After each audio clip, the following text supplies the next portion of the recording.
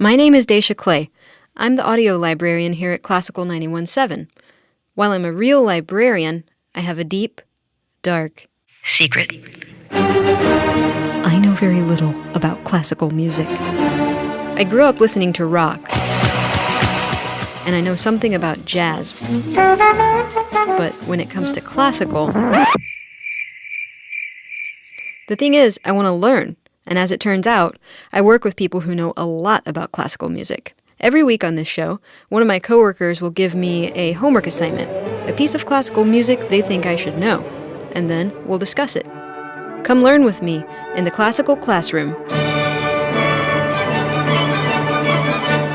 Hello everyone, and welcome to the Classical Classroom. I'm Dacia Clay, and here with me today is Dr. Michael Remson. He is a composer, author, educator, and administrator. He's the executive and artistic director of the American Festival for the Arts, which provides music education programs for young people. He's also a Moore School alum. Michael, welcome to the program. Thanks so much for having me. I'm really excited to be here. Yeah, you were rocking that pink shirt, by the way. Thanks. It's pretty awesome. Hey.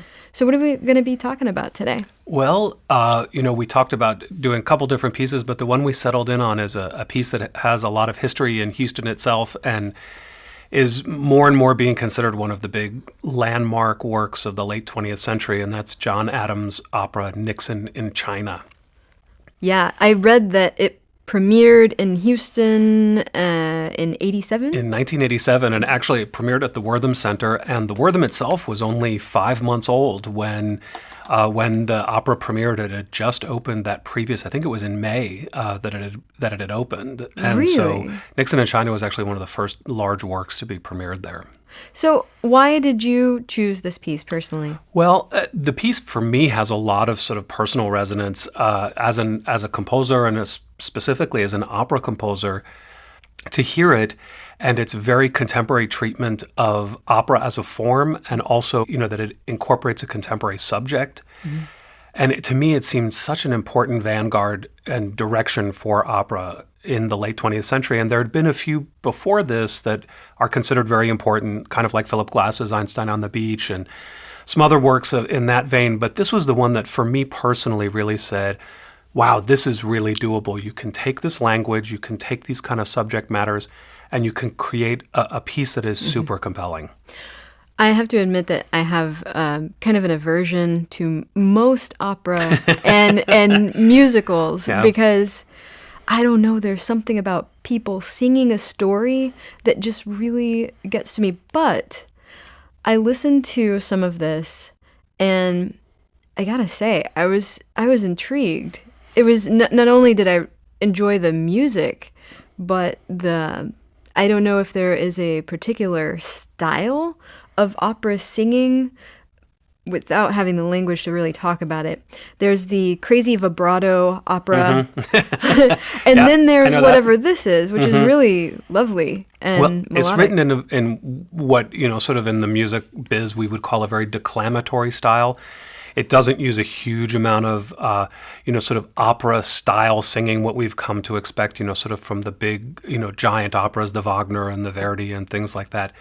And it's written so that the language, part of it's, of course, it's in English, which helps you as an English speaker to connect in more to it, rather than being in a foreign language, which is probably the first reason why a lot of people are turned off to opera, because it's like, hey, this isn't a language I don't even know. And there's all these people sort of wailing around on stage. I don't know what I'm supposed to be listening for. Right. And so this, because it's written in a very straightforward style, and that the text is clean. They went to a brilliant poet named Alice Goodman who wrote this text very, very cleanly. And then the text is repeated in the minimalist style. It's repeated a lot, and so it's very easy to grasp it, to get it, and to hear to really understand what's happening at any given moment. And I think it makes it a lot more accessible. But let me say, you're not alone in the world of people who are kind of freaked out by people standing on stage singing. It's like, something great is happening to me, and instead of celebrating, I'm just going to burst into song. I mean, That's just not. It's not real, and it's a convention that does take some getting used to, but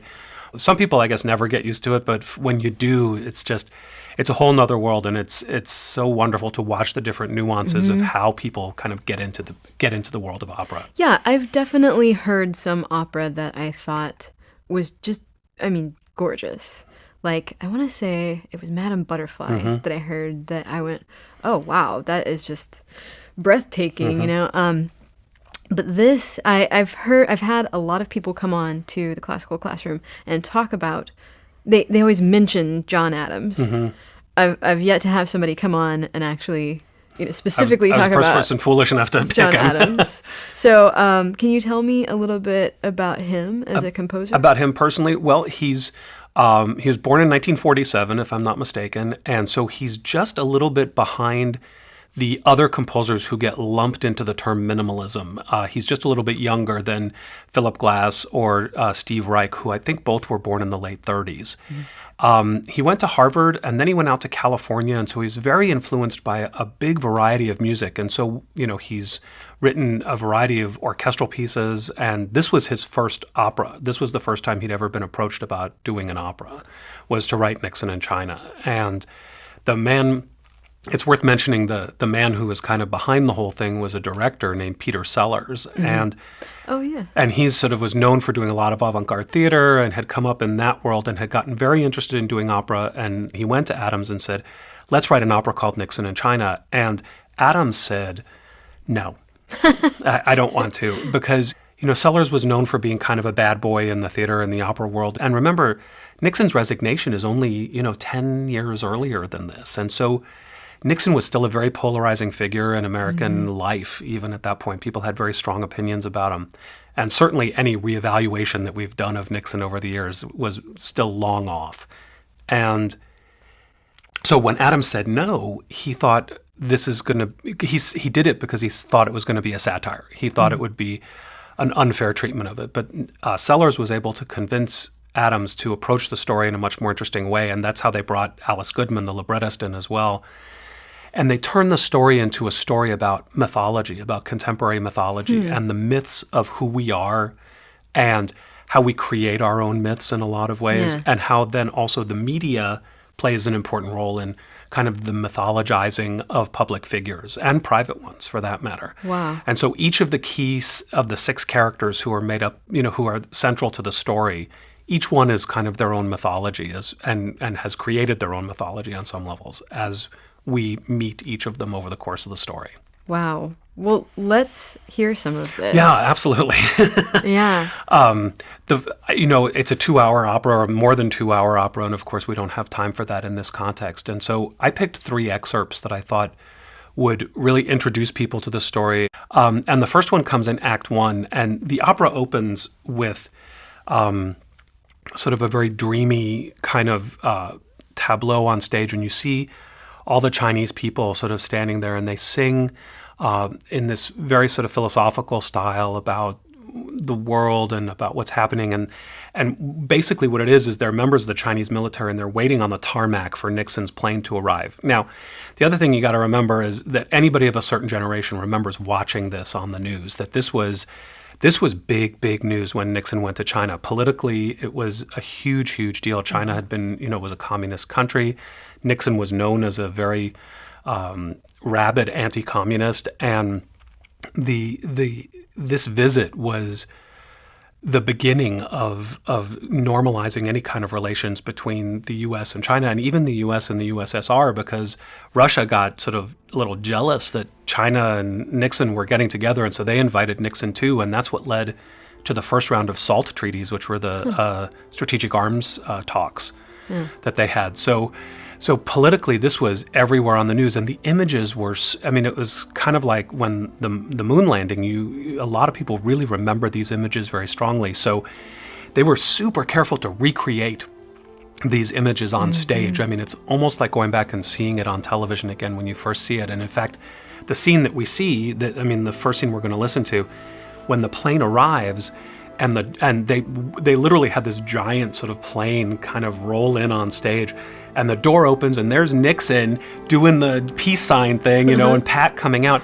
And it was so funny because all the characters on stage applaud, and actually everybody in the audience applauded too, because they remembered sort of that moment, and you really get swept up. It's like, oh, well, it's the president, and so you start clapping, do what you think you're supposed to do. And so he comes down and he shakes hands with Zhou Enlai, and he starts to meet this sort of long procession of Chinese officials that are lined up on the tarmac to meet him. And as he sings, the music sort of explodes into this fanfare. And Nixon is shaking all the hands of the people, but he then turns and he's got this explosion inside of him of the excitement of what's happening. And he sings this aria called News Has a Kind of Mystery. And it's all about the mythology of this moment. He's going, oh my God, this is history.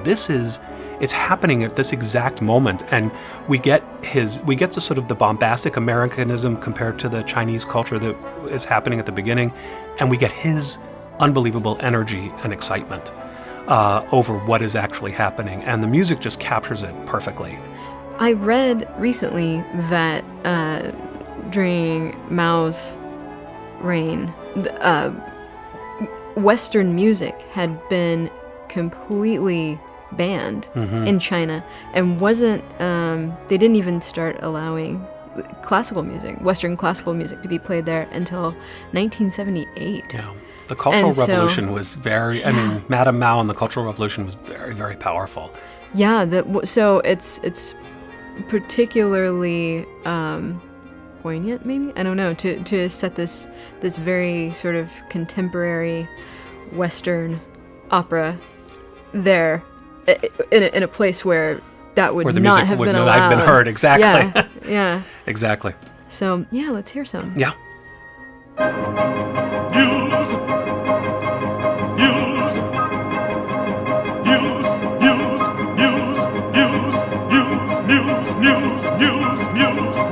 as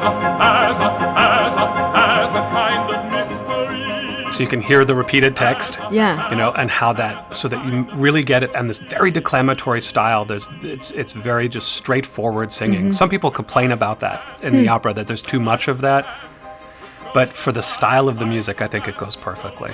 Why do minimalists do that? Why do they do? Why do they use repetition? What is the? Well, the point of minimalism is to get a lot out of a little, out of a small sort of cell of music, and it does repeat, but there is an evolution that happens very, very slowly in that repetition. It's based a lot on sort of Hindi concepts of time and evolution of thinking, and so something will be repeating, and then maybe 10 or 15 seconds later you realize, wait, this has changed ever so subtly. And that slowness of that evolution is really what minimalism is about. Is about taking you on a journey, but appreciating all the small moments that you go on. Okay, that helps. Thanks.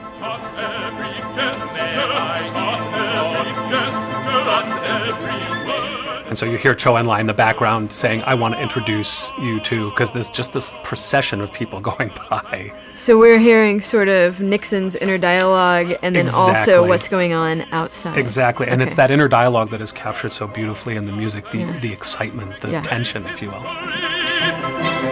History, as we made history, the eyes and ears of history, as we made history. On our flight over from Shanghai, the countryside looked drab and gray. Bruegel, Pat said. Such a peculiar reference right there. The text references the Flemish Renaissance painter Bruegel. Really? And he's talking about the flat, the sort of the pale colors and the flatness of the countryside. And he says, Bruegel, Pat says. And it's like as if Pat leaned over to him and said, oh, it reminds me of this Flemish painter. And it's such a weird throwaway line, but it's so interesting at the same time. Yeah. It sets us up for Pat in a very small way when we meet her at the beginning of Act 2. We live in an unsettled time. We live in an unsettled time.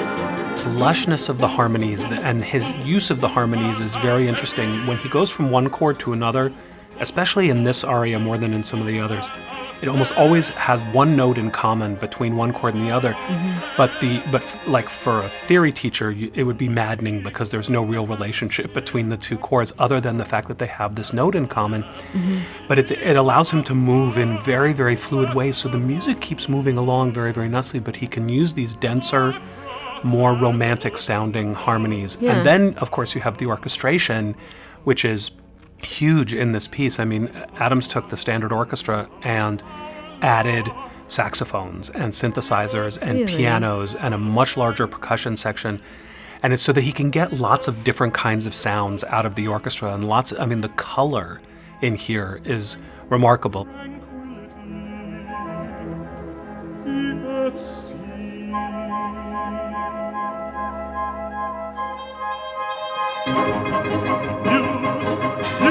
He sings, news has a kind of mystery. And essentially what that is it's a very traditional operatic structure for an aria where you have an idea, and then a contrasting section, and then you return to that idea. And in the Baroque days, that would have been called a da capo aria, but it's not a specifically one here. But it is a very sort of traditional structure for an aria, and I think that's really important in understanding what's happening because, again, Sellers encouraged Adams to use a lot of the traditional operatic structures, and so what it allowed him to do was to be very adventurous with text setting and how the words are set to the music and the colors in the orchestra and the rhythms. But if he's doing something very traditional in terms of this overall structure of the aria, it's something everybody can kind of hold on to. Everybody goes, "Oh, I know where I am. I know where I am in this piece. I heard that before." And it breeds a certain kind of familiarity that, as a listener, is very comforting.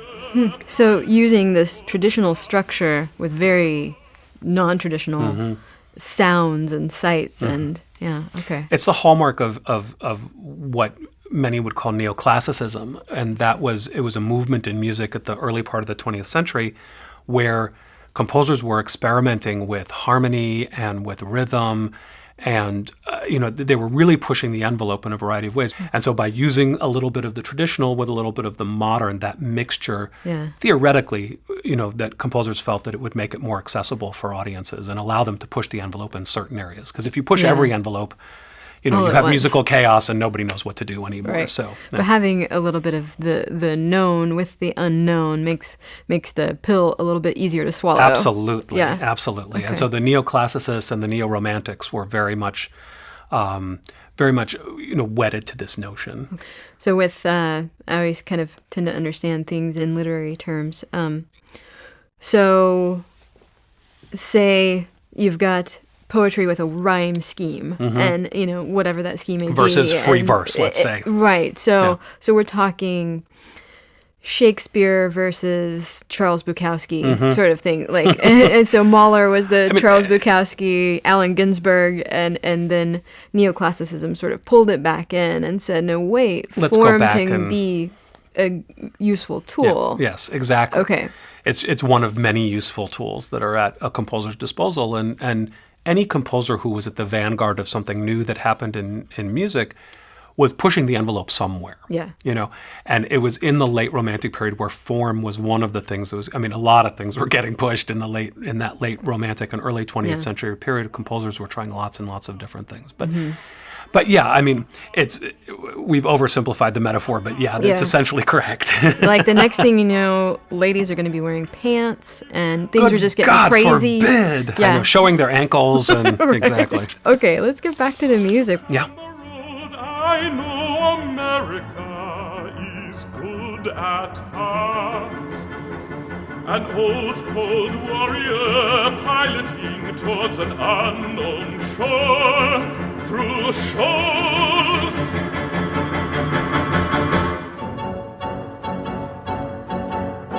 The rats begin to chew the sheets. The rats begin And to then here, a total change of character. The rats begin to chew And this is his, the rats begin you can hear the lines, the rats begin to chew the sheets, and it's this suspicion, it's the suspicious side of Nixon, who has to be on guard. I mean, this is it's not just all fun and games going over and making history and meeting, the Chinese people and doing all of this. There's something also, an undercurrent that he has to be very careful about. Sure, because he's going into a communist country, which, as you said, he was particularly averse to communism. Well, and the fate of how people are going to live together on this planet hangs in the balance on some levels. Not to get too prosaic about it. Well, yeah, but I mean, that's But the relationship between the East and the West was at a crucial point. The spinning globe from the flamethrowers of the mob. We must press on. How was Nixon received in China? Were they happy for him to be there? Oh, I think so. I mean, I don't know exactly. I mean, but I think it represented a major step forward in Chinese and American relations. Okay. And I mean, this was the groundwork. I mean, even still, one would argue today that Chinese and American relations aren't ideal. Sure. But this laid the groundwork for there to even be a dialogue. Yeah. And I think for all of them, they all knew the gravity of what was happening. Whew! Sorry to leave you with a cliffhanger, but a 2-hour opera is a lot of ground to cover. I was having a great time talking to Michael, and so we decided to make this episode a 2-parter. We'll find out next week what Ms. Nixon and Madame Mao were up to while Nixon was glad-handing and being suspicious of rats and sheets. As always, if you have questions or suggestions, email me at dclay@classical917.org. And for information about the show or to listen to past episodes, go to classical917.org/classroom. Thanks for listening, and we'll catch you next time.